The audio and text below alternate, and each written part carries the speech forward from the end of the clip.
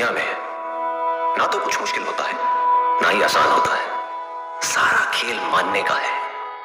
जो मानता है कि उसके लिए मुश्किल है तो उसके लिए मुश्किल है, और जो मान लेता है कि मेरे लिए आसान है तो उसके लिए सब आसान है। तो चलिए आज हम लोग देखने वाले हैं best time table for class 10 students. तो मेरा एम यही है कि ज़ीरो कॉस्ट में विदाउट एनी पेमेंट आपको बेस्ट दिया जाए, आपको हेल्पफुल रहे मेरी वीडियो से। तो इसलिए आज मैं ये वीडियो लाई हूँ। सो let me clear one thing. हम लोग जो टाइम टेबल बनाते हैं कि सुबह 4 बजे उठो, ठीक है, wake up at 4 AM, 4 to 4:15 brush, 4:15 to 4:30 fresh होना, and then 4:30 to 8 AM study. तो ये जो टाइम टेबल होता है ना, इट डजेंट वर्क। आपने सुना, ये ऐसे जो टाइम टेबल होते हैं ना वो कभी भी वर्क नहीं करते, ठीक है। मैंने बहुत ट्राई किया है ऐसे वीडियोस बनाऊं। मैंने सोचा कि बेस्ट टाइम टेबल बनाना है तो कुछ अच्छा दिया जाए बच्चों को। तो जब मैंने देखा अच्छे से, जब मैंने एनालाइज किया प्रॉपरली कि क्या मैं बेस्ट टाइम टेबल में दे सकती हूँ, देन आई रियलाइज दैट ये टाइम टेबल कभी भी फॉलो नहीं होता, क्योंकि मेरा शेड्यूल अलग है, आपका शेड्यूल अलग है, तो कभी भी ये मैच नहीं होगा। और मैंने भी खुद के लिए बहुत बार ट्राई किया कि ऐसे टाइम टेबल्स बनाओ और अपना स्टडी टेबल के सामने चिपका दिया था, लेकिन let me tell you one thing, ये कभी भी फॉलो नहीं होते।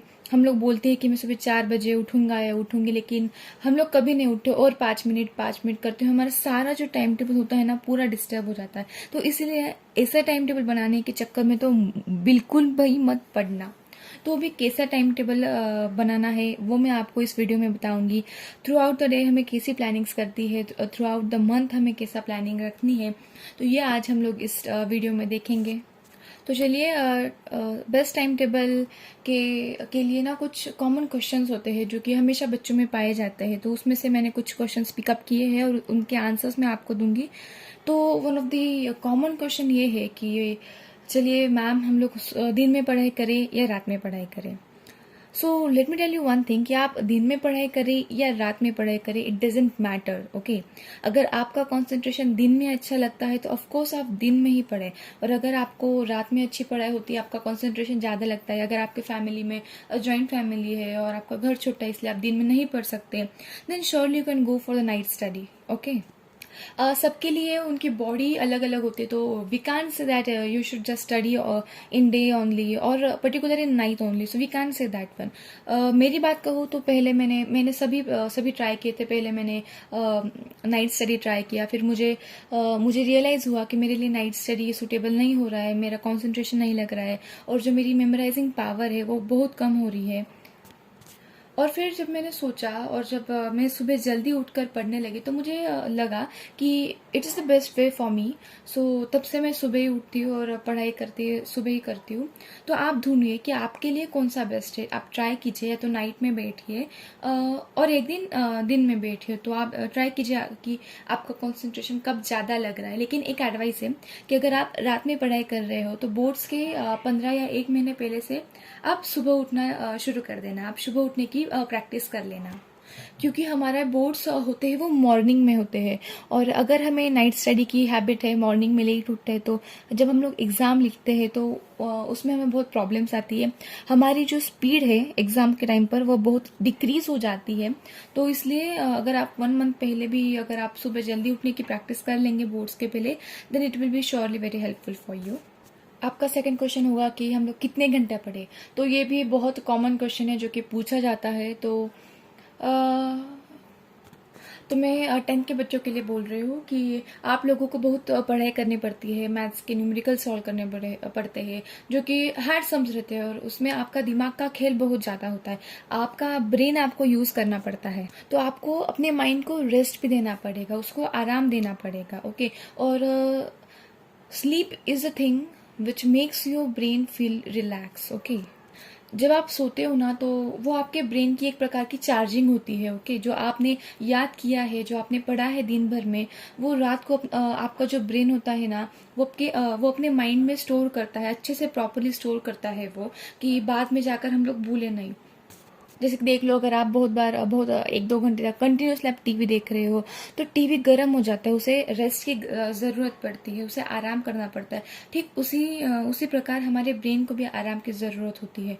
और अगर मैं आपकी बात करूँ तो आपको मेरे ख्याल से 6 to 8 आवर्स की स्लीप प्रॉपरली चाहिए। अगर मेरे हिसाब से पूछोगे तो आई से एवरेज 7 आवर्स की स्लीप आपने लेनी चाहिए। 6 आवर्स से कम भी ना हो और 8 आवर्स से ज़्यादा भी ना हो, क्योंकि ज़्यादा भी नींद अच्छी नहीं होती और कम भी नींद अच्छी नहीं होती।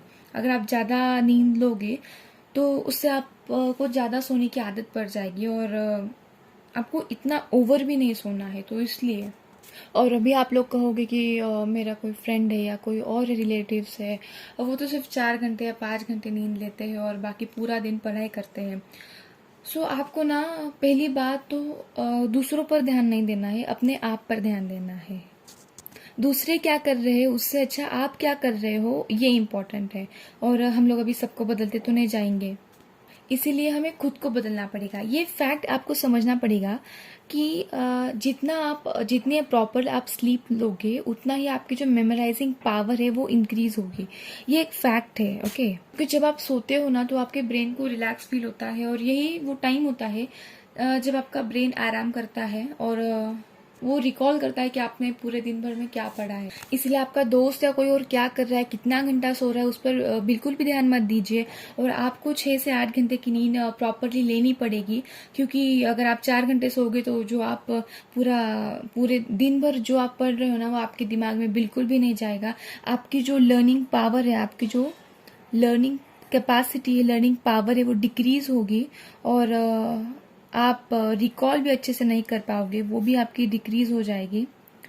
उससे अच्छा 2 घंटा पढ़िए, लेकिन फुल फोकस के साथ, फुल कंसंट्रेशन के साथ पढ़िए, वो ज़्यादा हेल्पफुल रहेगा मेरे ख्याल से। ओके, बल्कि आप लोग 10 घंटा पढ़ रहे हो लेकिन कुछ दिमाग में नहीं जा रहा है, सिर्फ किताब आपके सामने है, उससे अच्छा सिर्फ 2 घंटा पढ़िए, इट्स गुड।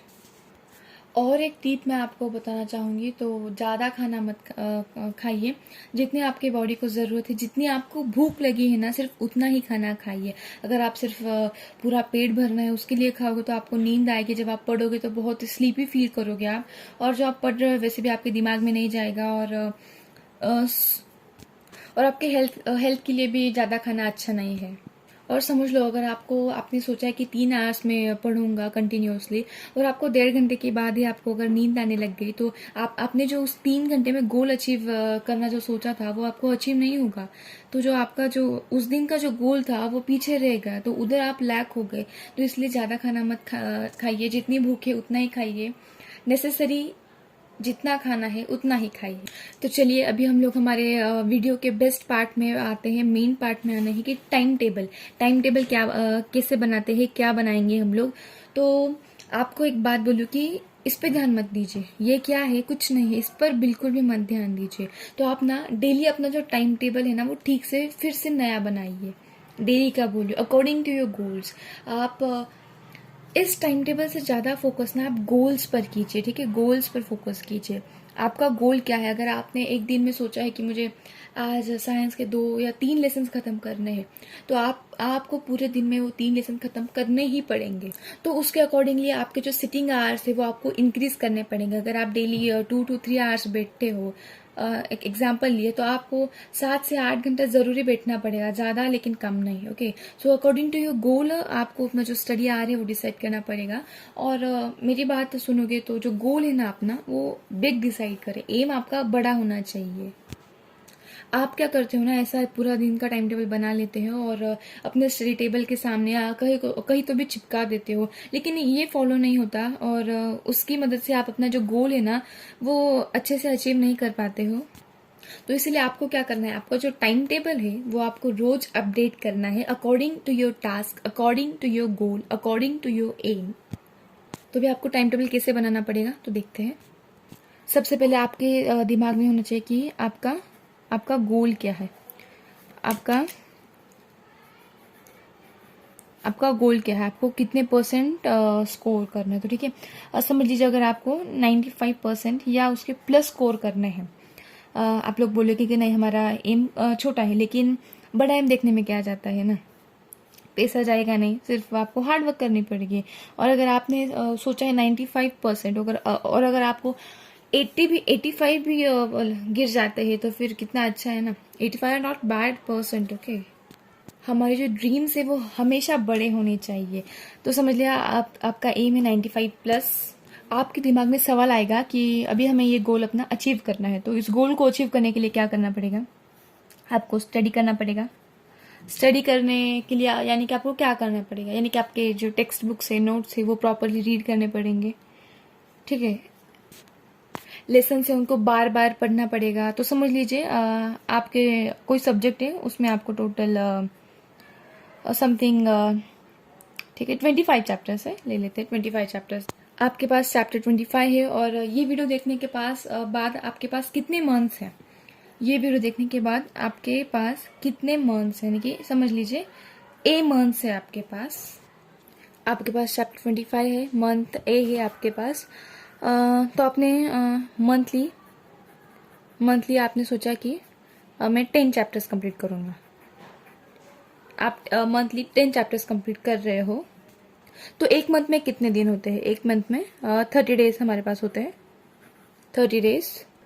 तो आपको डेली आपको 3 दिन में एक चैप्टर खत्म करना पड़ेगा, यानी कि डेली आपको 1/3 पार्ट ऑफ चैप्टर कंप्लीट करना पड़ेगा। तो हमने क्या किया, हमने देखी हमारे पास चैप्टर्स कितने हैं, मंथ्स कितने हैं। तो आपका जो समझ लीजिए ये हमारे 25 इंग्लिश के लेसन है, तो आपका जो इंग्लिश है वो 2.5 महीने में आपका खत्म हो रहा है, अच्छे से विथ रिविजन। ओके, सॉरी 2.5 महीने में आपका इंग्लिश सिलेबस खत्म हो जाएगा।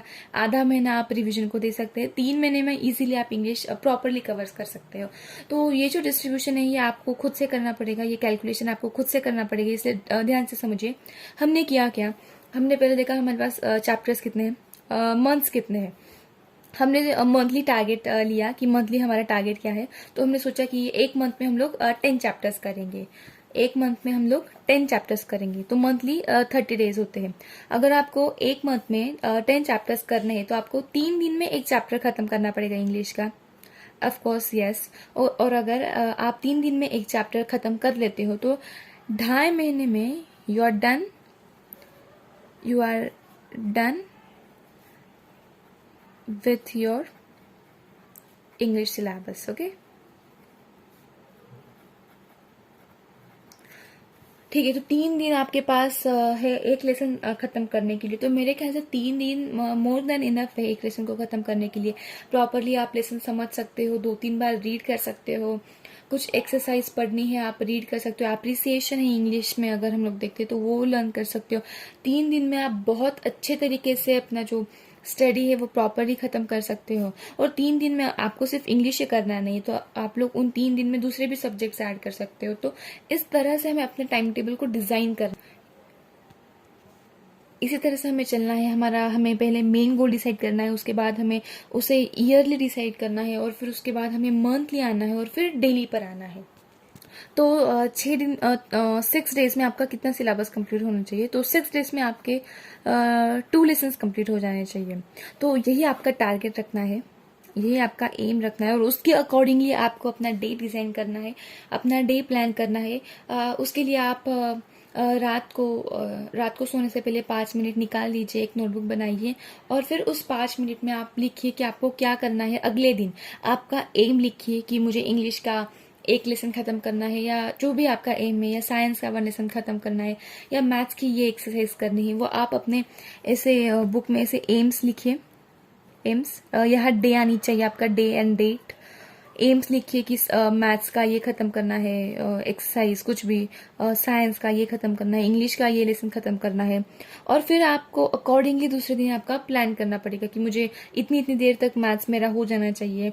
और फिर दूसरे दिन जब आपके ये जो एम्स है, आपके जो डेली टारगेट्स है, उस डे के आपके जो टारगेट्स अचीव हो जाएंगे, और जब आप उस पर ऐसे टिक लगाओगे ना, तो जो सेटिस्फैक्शन आपको मिलेगा ना, वो मैं आपको वर्ड्स में बता नहीं सकती। जब आप खुद ट्राई करोगे ना, तो ही आपको समझ में आएगा।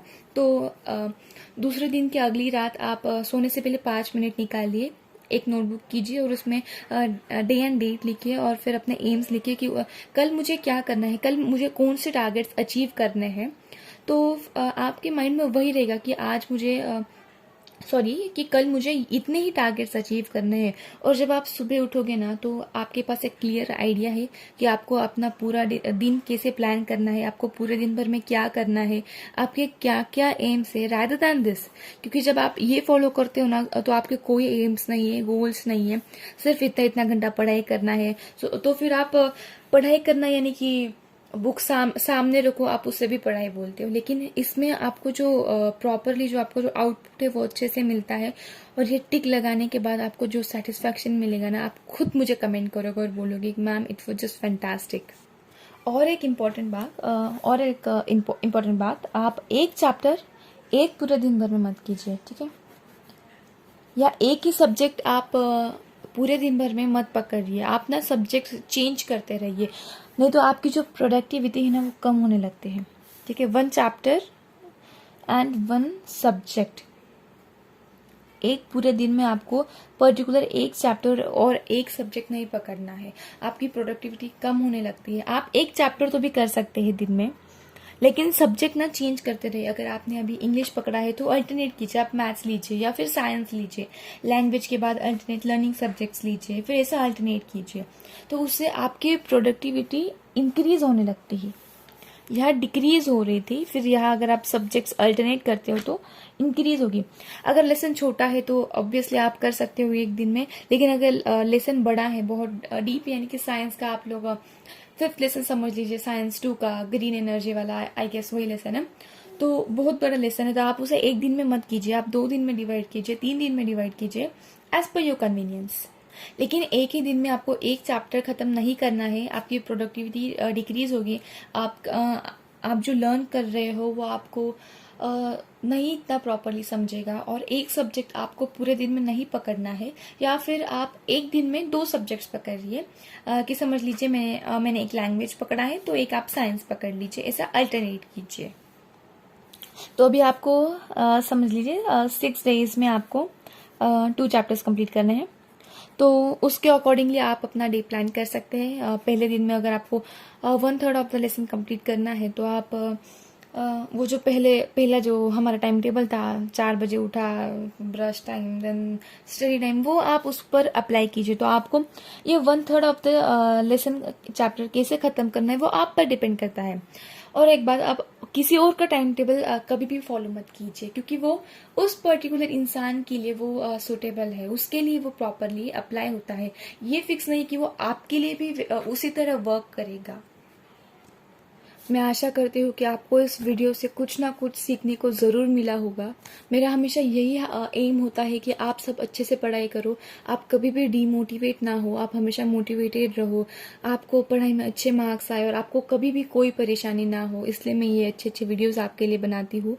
और कोई डाउट हो तो कमेंट कीजिए, और प्लीज़ चैनल को सब्सक्राइब कीजिए। मुझे समझ में आता है कि कितने लोगों को मेरे वीडियोस अच्छे लगे हैं, या मुझे कुछ और इम्प्रूवमेंट्स करने की ज़रूरत है या नहीं, और मेरा जो ये हार्डवर्क है वो काम भी ला रहा है या नहीं, वो आपके सब्सक्राइब और लाइक और कमेंट से ही मुझे पता चलेगा। तो please till that, bye bye, take care, see you, I come back with more such videos. Till that, bye bye. और आपको अगर कुछ और टॉपिक्स पे वीडियोस चाहिए तो प्लीज़ कमेंट कीजिए।